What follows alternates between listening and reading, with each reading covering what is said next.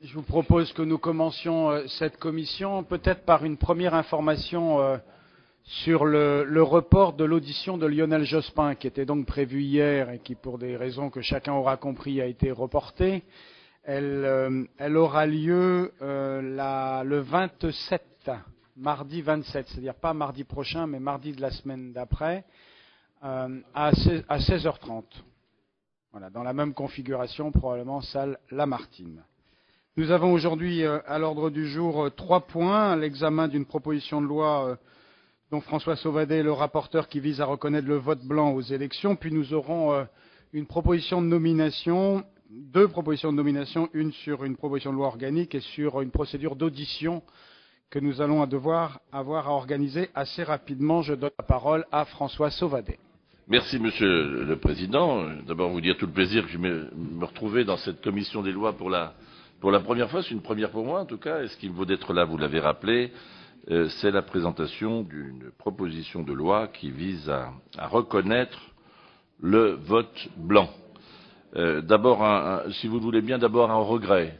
C'est l'expression d'un regret, c'est d'avoir vu que, puisque vous parliez de Lionel Jospin, qui a remis son rapport sur la rénovation de la vie publique, qui n'a pas du tout évoqué, même d'un simple mot, la reconnaissance du vote blanc comme pouvant participer de cette rénovation de la vie publique.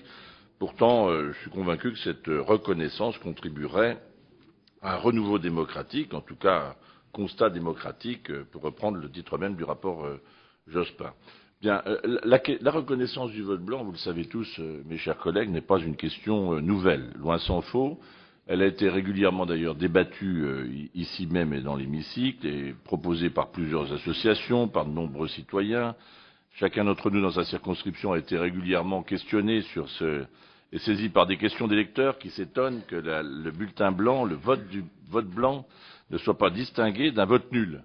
Et pour tout dire, je trouve quand même qu'il est assez troublant qu'au XXIe siècle, à l'heure où on scrute de plus en plus finement l'état de l'opinion et les comportements électoraux, on ne puisse pas connaître l'ampleur exacte du phénomène du vote blanc, puisqu'il est assimilé, et en tout cas, il est aux côtés des votes nuls, et sans pouvoir distinguer l'un ou l'autre. Donc il s'agit de cette demande de reconnaissance. Elle était largement relayée par nos compatriotes. D'ailleurs, vous avez observé qu'il y a eu un sondage. Je ne suis pas un fervent à évoquer les sondages, mais il y a un sondage qui vient d'être publié et qui indique que près de 70% des Français estime qu'il est nécessaire de reconnaître enfin le vote blanc aux élections. Sondage avant-hier. Je dois vous dire à la vérité, Monsieur le Président, que je ne l'ai pas suscité, ce sondage. Mais en tout cas, il tombe à point au moment où on examine dans cette commission des lois ce texte que je vous propose. Moi, je pense qu'il aurait été aussi particulièrement intéressant de disposer d'un décompte précis des votes blancs lors de la dernière élection présidentielle. Parce qu'on aurait pu voir que, en fait, le président de la République, mais ça valait aussi pour une autre élection précédente, n'avait pas obtenu la majorité absolue des votants, puisque seulement 48,6% des citoyens ayant déposé un bulletin dans l'urne ont choisi François Hollande, qui a en revanche obtenu, puisqu'on ne les compte pas en suffrage exprimé, les votes blancs et nuls, qui a en revanche obtenu 51,6% des suffrages exprimés. Donc, au second tour de cette élection de 2012, les bulletins blancs et nuls avaient représenté 5,8% des votants. 5,8%, c'est pas anecdotique. Et il faut remonter pratiquement à l'élection de 69, certains d'entre vous, en tout cas, s'en souviennent probablement, le choix entre bonnet blanc et blanc bonnet pour trouver un chiffre supérieur qui avait été 6,4% des votants. Mais en nombre d'électeurs, quand on regarde bien, en nombre d'électeurs, et on a regardé les chiffres, il y a plus de 2,1 millions de citoyens qui ont voté blanc ou nul au deuxième tour de l'élection présidentielle de 2012. Plus de 2 millions de personnes. Donc ça constitue un record de toutes les votations, élections et référendums intervenus depuis la Ve République. C'est un élément qu'il faut avoir présent à l'esprit. Et cette situation, elle doit nous interpeller, elle doit interpeller tous les démocrates. Nous sommes d'ailleurs nombreux, sur tous les bancs de l'Assemblée, à avoir déposé des propositions de loi visant à reconnaître le vote blanc. Je crois même d'ailleurs qu'une dernière vient d'être déposée à l'initiative du groupe, ou en tout cas du MP. Et avant d'ailleurs de présider notre commission, Monsieur le Président Urvoas avait lui-même déposé une proposition de loi en février 2012 Et j'ai dénombré que pour la seule Assemblée nationale, il y a eu 7 propositions de loi qui visent à reconnaître le vote blanc sous la 10e législature, 93-97, 5 sous la 11e, 1997-2002, 6 sous la 12e législature, 2002-2007, et 8 sous la précédente législature. Vous voyez, c'est un peu augmenté par rapport au... Et donc, c'était donc 2007-2012. L'une de ces propositions, là aussi, vous le savez pour ceux qui ont suivi ce sujet plus particulièrement, a été discutée et adoptée par l'Assemblée nationale en 2003. J'en étais d'ailleurs l'un des signataires, donc vous voyez qu'il y a une certaine constance dans le suivi du texte. Et donc, cette proposition de loi, elle avait été modifiée d'ailleurs par rapport à son contenu initial, parce que je n'ignore pas que nous sommes nombreux à vouloir la reconnaissance du vote blanc, mais le débat se porte sur cette comptabilisation en suffrage exprimé ou non. Et d'ailleurs, la proposition de loi qui avait été adoptée en 2003 a été modifiée puisqu'elle visait à reconnaître le vote blanc par un décompte séparé, donc ne pas assimiler le vote blanc à un nul, et dans le même temps, sans les inclure dans le suffrage exprimé. Donc c'était la convergence auquel était parvenue l'Assemblée pour transmettre ce texte. Alors, ce texte est actuellement dans la navette, mais vous le savez, nous avons là une problématique qui a été posée par l'adoption récente d'un texte au Sénat, et il y a donc un recours qui est devant le Conseil constitutionnel. J'ai rencontré M. Carcassonne, qui fait une lecture assez stricte et qui pense que dès lors que la législature est passée, même si dès lors que le texte n'a pas été voté, examiné par la Haute Assemblée, ce texte tomberait. Donc on va voir ce qu'en dira le Conseil constitutionnel, mais c'est la raison pour laquelle nous avons souhaité réinscrire le texte et ouvrir le débat sur cette reconnaissance du vote blanc au début de cette législature. Alors évidemment, le texte que je vous propose, il est ambitieux, Monsieur le Président, puisqu'il vise à reconnaître dans les suffrages exprimés le vote blanc. Et c'est une véritable reconnaissance juridique du phénomène du vote blanc, donc que je vous propose avec cette proposition de loi. Les votes blancs seraient décomptés de façon séparée des votes nuls, mais je vous propose de les prendre en compte pour le calcul des suffrages exprimés. Pourquoi je vous propose ça? Parce que je trouve qu'il y a une certaine hypocrisie à considérer qu'on reconnaîtrait le vote blanc comme étant une expression d'un suffrage, et à considérer comme motif qui ne distingue pas parmi les candidats un nom, il ne pourrait pas être considéré comme étant exprimé.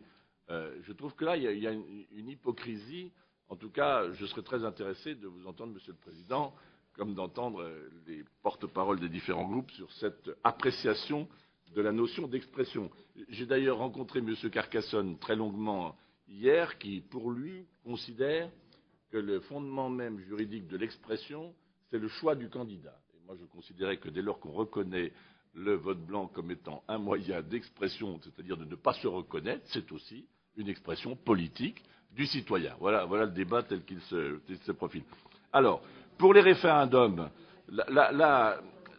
l'innovation aurait beaucoup de pertinence de les considérer, d'ailleurs sans avoir de conséquences juridiques marquées. Mais ça permettrait, en tout cas, à quelqu'un qui est invité à répondre oui ou non pour un référendum, de pouvoir dire, écoutez, moi je ne me reconnais pas du tout dans la question qui est posée, sans pour autant s'abstenir. Donc ce serait un acte citoyen d'aller voter et de dire, votre question, je ne la comprends pas, elle ne m'intéresse pas, donc je vote blanc.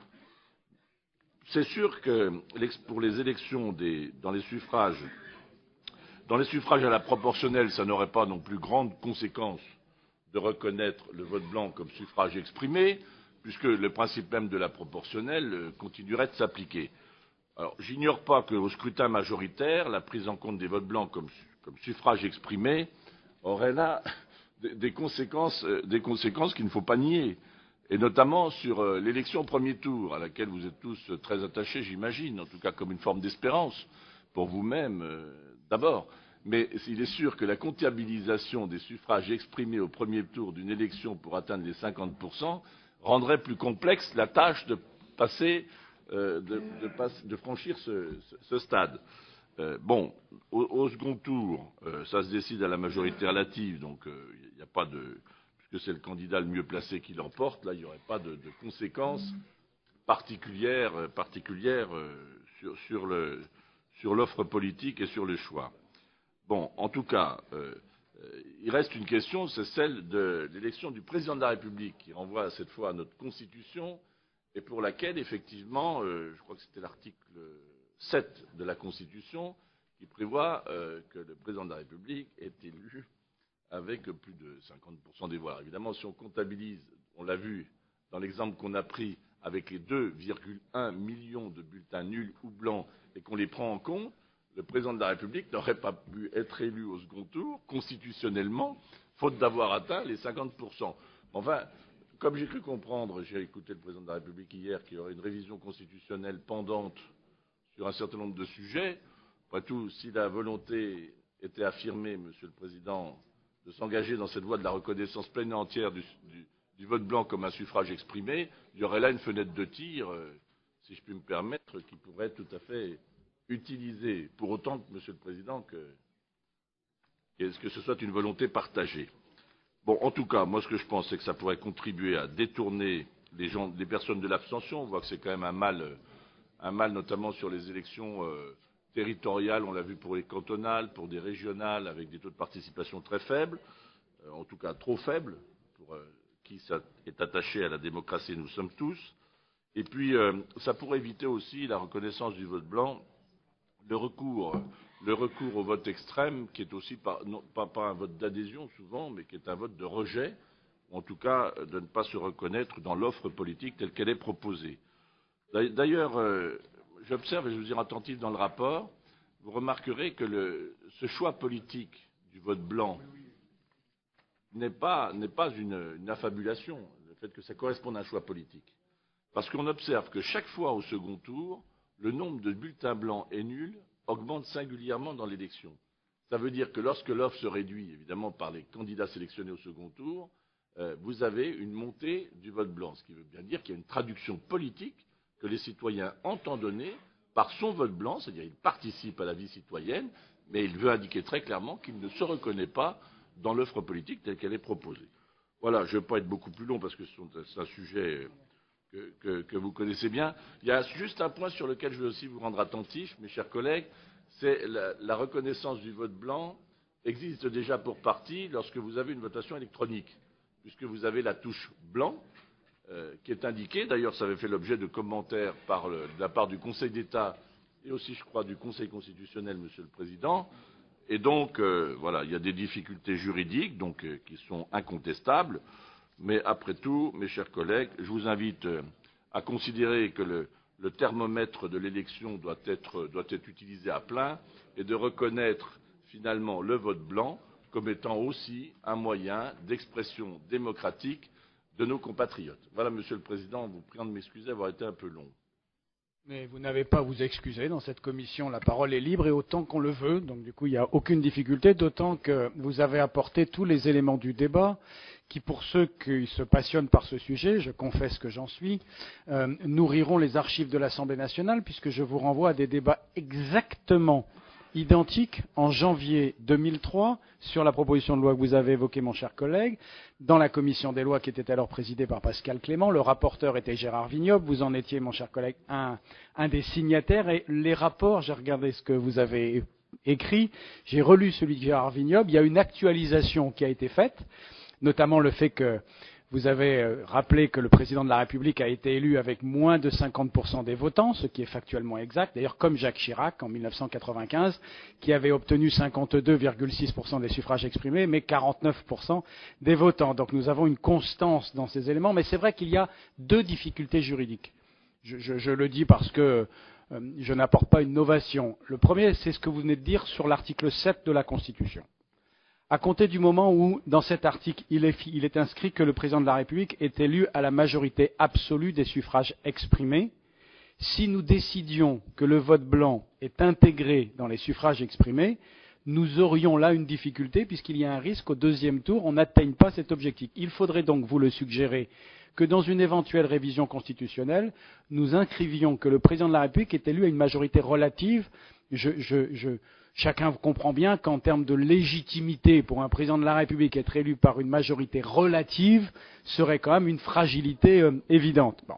Le deuxième élément, mais là encore je reviens sur ce que Pascal Clément disait bien que moi il y a maintenant 10 ans, sur les référendums. là encore, nous aurions une difficulté, puisque paradoxalement, voter blanc reviendrait à voter non, puisqu'il faudrait que le texte soit approuvé par la majorité des suffrages exprimés. C'est-à-dire qu'il faudrait que donc les bulletins oui soient supérieurs en nombre aux bulletins non et au vote blanc. Donc voter blanc reviendrait à voter non, ce qui serait paradoxal, puisque ce n'est pas l'intention de ceux qui justement choisissent de voter blanc, parce que je partage avec vous cette conviction, le vote blanc est pour moi une démarche citoyenne. C'est un acte réfléchi de quelqu'un, d'un citoyen qui justement veut marquer un attachement à la procédure démocratique tout en marquant au moins une défiance sur les choix des candidats ou sur les programmes qui lui sont proposés. Mais il souhaite contribuer à la communauté de destin qui est ancrée par le vote. Donc moi, je suis évidemment favorable au principe du vote blanc. J'ai une difficulté personnelle, je vous le dis, mon cher collègue, avec la dimension technique que vous évoquez. En l'état, si vous n'acceptiez pas d'amendement, mais il n'y a pas d'amendement, donc du coup nous n'allons pas en voir en discuter, on verra peut-être en séance, je ne pourrai pas adopter votre texte, alors que je suis très attaché à la reconnaissance du vote blanc, qui techniquement, vous avez là aussi raison, existe pour ceux de nos concitoyens qui votent sur des machines électroniques. Dans le département du Finistère dont je suis l'élu, c'est le cas de la ville de Brest, les électeurs brestois peuvent voter blanc en appuyant sur la touche blanc des machines électroniques. Donc il y a une différence évidente entre ceux. Sans doute faut-il rajouter, j'en aurai terminé, je vais donner la parole aux différents collègues qui ont souhaité s'exprimer. J'ai la demande de prise de parole de Dominique Grimbourg et de Bernard Lesterlin notamment. J'ai une petite précision, c'est que la question peut être posée de comment on matérialise un vote blanc. Est-ce que cela veut dire que le ministère de l'Intérieur met à disposition des bulletins blancs? Si telle était votre intention, je verse à nos débats le fait que dans le texte que j'avais déposé, c'est l'enveloppe vide qui serait assimilée au vote blanc. Il y a un amendement là-dessus. Bon, très bien. Alors je vois. Ah ben vous avez déposé un amendement, je ne l'avais pas vu. Une enveloppe ne comprenant aucun bulletin est assimilée à un bulletin blanc, ce qui veut dire que ça ne coûterait rien à l'État, puisque nous n'aurions pas imprimé des votes blancs. Ça ne serait donc pas une incitation au vote blanc, puisque j'avais lu il y a 10 ans qu'on disait que si on mettait des bulletins blancs, on incitait les électeurs à voter blanc. Je pense que votre amendement, pour le coup, va dans le bon sens. Non. D'abord à nos collègues, vous répondrez à tout le monde, mon cher collègue. Pas de traitement de faveur pour le président de la Commission. Dominique Grimbourg a la parole. Quelques observations rapides, parce que beaucoup a été dit. Le groupe SRC partage évidemment les intentions du rapporteur du texte, à savoir l'idée qu'il faut faire reculer l'abstention, à savoir l'idée qu'il faut faire reculer les votes extrêmes. En revanche, évidemment, on partage les objections qui ont été soulevées là par le président de la commission des lois, à savoir qu'il n'est pas possible de comptabiliser les votes blancs parmi les suffrages exprimés pour les deux raisons qui ont été indiquées. En conséquence, nous allons voter contre le texte en l'état, en précisant que nous allons travailler à la rédaction d'un amendement de séance qui permettrait de donner satisfaction au rapporteur, permettrait de voter favorablement et de reconnaître le vote blanc pour ainsi constituer une offre politique en direction de ceux qui considèrent que l'offre existante n'est pas satisfaisante. Merci beaucoup Bernard Lesterlin, puis Alain Touré. Oui, merci Monsieur le Président. Oui, je voulais demander au Président Souvadé si l'objectif étant clairement de faire reculer l'abstention ou d'augmenter la participation, s'il a fait des exercices de simulation et s'il a pu quantifier l'impact de cette mesure. Et ma deuxième question est pour demander au rapporteur quelle est sa position sur l'articulation et la complémentarité éventuelle qu'il pourrait y avoir entre le dispositif de sa proposition de loi et le vote obligatoire. Merci beaucoup Alain Touré, puis Nathalie Nison. Merci Monsieur le Président, Monsieur le rapporteur. Je pense que c'est un phénomène très important, cette histoire du vote blanc. Nous avons eu aux élections à Caen, aux élections municipales, des listes qui ne se sont posées que sur le vote blanc et qui ont eu entre 8 et 12% dans une ville de 120 000 habitants. 8 à 12%. Voilà. Bon. Ils se promenaient dans la ville tout en blanc. C'était de la provoque, bien sûr. Mais enfin, il n'en reste pas moins que ça voulait dire aussi quelque chose. La question que je voudrais vous poser, c'est la différence entre le vote blanc et le vote nul. Il y a plusieurs formes de vote nul, mais il y a en particulier le vote nul lorsque l'on met le nom de quelqu'un qui a été éliminé du premier tour. C'est à l'évidence un vote citoyen. Et à partir de ce moment-là, est-ce qu'il ne serait pas bon, dans le cadre de votre réflexion, de voir si certains votes nuls ne peuvent pas être assimilés, à partir du moment où on peut les considérer comme des votes citoyens, au vote blanc? Ça pose un problème. Je reprends ce que dit notre président. Il dit c'est un vote citoyen. D'accord, je suis d'accord. Je pense que dans certains votes nuls, il y a des votes citoyens. Et à partir de ce moment-là, c'est la question que je pose. Est-ce qu'on doit éliminer tous les votes nuls ou pas? Et partez notre réflexion sur des votes nuls qui seraient des votes de personnes dénommées. Nathalie Nison. Oui. Monsieur le Président, la question que je voulais poser vient d'être posée. C'était le lien entre le vote blanc et le vote obligatoire. Donc voilà, mon intervention est très courte. Est-ce qu'il y a d'autres demandes d'intervention? Pascal Popelin, pardon. Oui, ce sera d'un mot et ce sera très bref puisque beaucoup de choses ont déjà été dites sur le sujet. Moi, je suis complètement d'accord sur l'idée selon laquelle le vote blanc est un acte citoyen. Et à ce titre, il doit être pris en compte. Et c'est pour moi la seule raison pour laquelle il doit être pris en compte. Mais l'idée de dire que la reconnaissance du vote blanc diminuera le phénomène d'abstention, personnellement, je n'y crois pas du tout.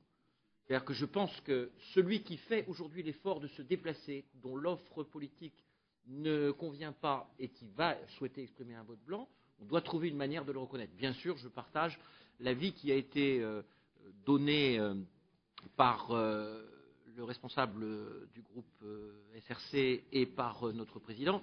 Ça ne peut pas être l'intégration dans les suffrages exprimés. On doit trouver une forme de reconnaissance, distinguer le vote blanc du vote nul, mais c'est pas ça, de mon point de vue, qui ramènera les électrices et les électeurs. Quant au fait de savoir si ça doit les éloigner de tel ou tel vote, je crois que ce n'est pas notre mission de législateur d'essayer de flécher les votes, au moins du point de vue philosophique. Sur la question de ceux qui remettent le bulletin d'un candidat qui est éliminé au premier tour, là je suis navré, mais on doit être intransigeant sur le fait que c'est un vote nul, dans la mesure où c'est le non-respect des règles législatives qui ont fait qu'au deuxième tour, seul un certain nombre de candidats ont le droit juridique de se maintenir. Donc je crois que là-dessus, il ne faut pas introduire de confusion. Bien, si je n'y a pas d'autres demandes d'intervention, François Sauvadet pour répondre. Oui, merci. D'abord, Monsieur le Président, d'abord constater et regarder l'expression de nos compatriotes n'est pas une fragilité en soi. C'est son résultat qui peut être une fragilité. Mais en tout cas, c'était simplement ce que je voulais dire tout à l'heure sur votre intervention. Le constat du vote de nos compatriotes n'est jamais en soi une fragilité parce que ça s'appelle la démocratie. Donc c'était simplement ce que je voulais préciser. Deuxième chose, vous avez pointé du doigt une question à laquelle il faut qu'on réponde, c'est notamment la définition de ce qu'est le vote blanc. Ou en tout cas, qu'est-ce qui n'est pas un vote blanc et qui pourrait être nul. Alors je vous ai proposé d'ailleurs un amendement complémentaire après en avoir évoqué avec vous-même et avec M. Carcassonne pour dire qu'une enveloppe ne contenant aucun bulletin est assimilée aussi à un bulletin blanc. C'est-à-dire le fait qu'il n'y ait pas d'obligation de mettre dans son enveloppe un bulletin blanc pour qu'il soit comptabilisé en blanc. Donc ça, c'est une définition sur laquelle on pourrait être amené à se retrouver. Sur Dominique Raimbourg, oui, le débat doit se poursuivre. Je comprends les préoccupations qui sont exprimées sur les suffrages exprimés. Je les respecte aussi. Et la stratégie que nous aurons à discuter en Assemblée, c'est de savoir si nous voulons être maximalistes au risque de ne pas aboutir à un consensus, ou si nous voulons rechercher à adresser ensemble un signal à ceux de nos compatriotes qui disent simplement quand je vais voter blanc, je vote pas nul. Je ne suis pas nul pour autant, même si on ne les comptabilise pas comme étant un suffrage exprimé. Donc moi, comme rapporteur, je vous le dis, je souhaite très sincèrement que la discussion se poursuive à l'Assemblée et que nous puissions avancer et rechercher ensemble les voies d'une convergence, si ce n'est celle d'un consensus. Voilà. Deuxième chose, pour Bernard Lesterlin, sur augmenter la participation. Moi, ce que j'observe, et vous regarderez dans le rapport, c'est qu'entre le premier et le second tour, faute de pouvoir distinguer aujourd'hui le blanc et le nul, ce qu'on peut regarder, c'est l'évolution de la masse des blancs et nuls entre le premier tour et le second tour. Or, au second tour, elle augmente. Donc, il y a bien là une volonté citoyenne de participer au débat, tout en donnant l'indication qu'on ne se reconnaît pas dans les deux sélectionnés. C'est un acte politique aussi qu'il faut considérer comme tel. Et donc, moi, c'était simplement, d'ailleurs, je vais vous dire très franchement, je l'ai découvert en faisant le rapport avec l'administrateur que c'était une augmentation au second tour, ça ne m'était pas apparu comme une évidence a priori. Bon, mais c'est un élément à porter à connaissance dans la discussion qui nous anime aujourd'hui. Troisième chose, les simulations sur l'impact de la mesure, elles sont impossibles à faire. Comment voulez-vous qu'on fasse une simulation alors qu'on ne peut pas distinguer un nul d'un blanc au jour d'aujourd'hui? La seule simulation à peu près, ce serait de corréler ou de comparer la situation là où il y a eu de la votation avec électronique, la votation électronique qui, elle, distingue le bulletin blanc, par rapport à une strate de population de même type avec des bulletins nuls et blancs qui seraient. Donc ça, on pourrait faire une simulation de ce type. Mais faute de pouvoir distinguer les deux, comment voulez-vous qu'on simule? Mais ce serait peut-être intéressant un jour de faire cette comparaison pour voir dans quelle proportion on se retrouve avec du bulletin blanc et du bulletin nul, c'est-à-dire le type qui fait un dessin, enfin vous connaissez tout ça, qui avait participé à des dépouillements, j'imagine. Monsieur Touret, sur la complémentarité aussi sur le vote obligatoire. Bon, le vote obligatoire, c'est une autre question qui dépasse la reconnaissance du. On peut la corréler, mais bon, dans mon esprit, elle n'est pas. Ah, c'était Monsieur Lesterlin, pardon, sur le vote obligatoire, oui. Dans mon esprit, elle n'est pas corrélée. Bon, voilà. Je crois que c'est un autre débat, mais en tout cas, je ne l'ouvre pas au travers de cette. Je ne l'engage pas, si je veux être très précis, au travers de cette proposition de loi. Elle se limite à son champ d'application, qui est déjà suffisamment l'expression de débat. Monsieur Touret, oui, c'est vrai. Vous évoquez le témoignage de ce que vous avez. Moi, ça m'avait frappé aussi, parce qu'on en avait parlé d'ailleurs à l'époque, au détour d'une conversation. 8 à 12% pour des gens qui avançaient tout en blanc, ben voilà, c'est l'expression aussi d'une réalité de la société française. Et elle s'exprime de différentes manières, mais on a ça en permanence avec des candidatures présumées farfelues par un certain nombre d'entre nous, et qui révèlent finalement un comportement sociétal ou une revendication sociétale. Bon, dont acte. Bon, enfin pour le Pascal Popelin, pour l'acte citoyen, flécher le vote. Il n'a jamais été dans mes préoccupations d'élus et de citoyens de parvenir à un quelconque fléchage de vote. Je suis trop respectueux de la démocratie.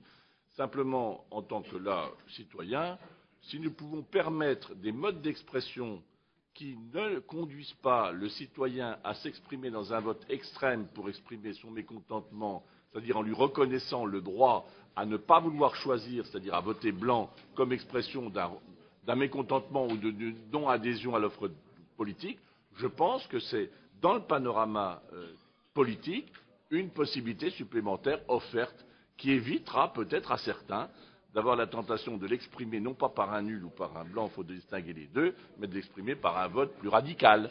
Voilà, c'était simplement une évocation. Mais il n'était pas dans mon intention d'encourager à quelques fléchages. Mais en tout cas, à titre personnel, si on peut, par des comportements citoyens, réduire les votes extrêmes, je m'en réjouirais le premier. Voilà.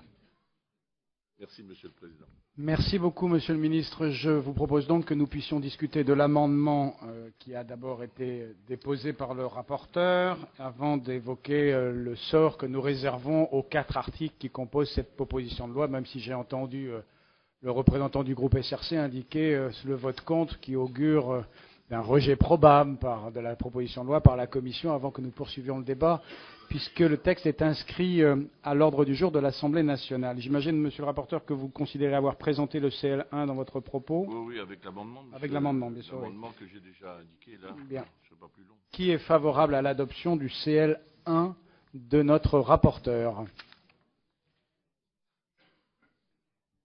Il y a le rapporteur qui vote son amendement, j'imagine. Oui, je vais 2 votes. dans un acte solitaire héroïque. Très bien. Il y a donc 2 votes, j'insiste, il y a donc 2 votes. Qui vote contre? Donc il y a suffisamment de votes contre, il y en a plus que de 2. Qui s'abstient? La grande majorité de cette commission a décidé de s'abstenir. Et qui vote blanc? Je me reconnais ce droit. C'était une création prétorienne de la commission des lois qui venait de décider. Très bien, donc l'amendement est l'amendement est repoussé. Je vous propose le vote de l'article 1er qui est favorable à l'adoption de l'article 1er, le rapporteur sans doute. 2 voix. Qui vote contre? L'article 1 est rejeté. J'imagine que les 3 votes qui vont suivre sont identiques. L'article 2, l'article 3 et l'article 4. Même vote. La proposition de loi est donc rejetée. Elle sera néanmoins inscrite à l'ordre du jour dans l'Assemblée puisque le groupe UTI a profité d'une opportunité qui lui était offerte.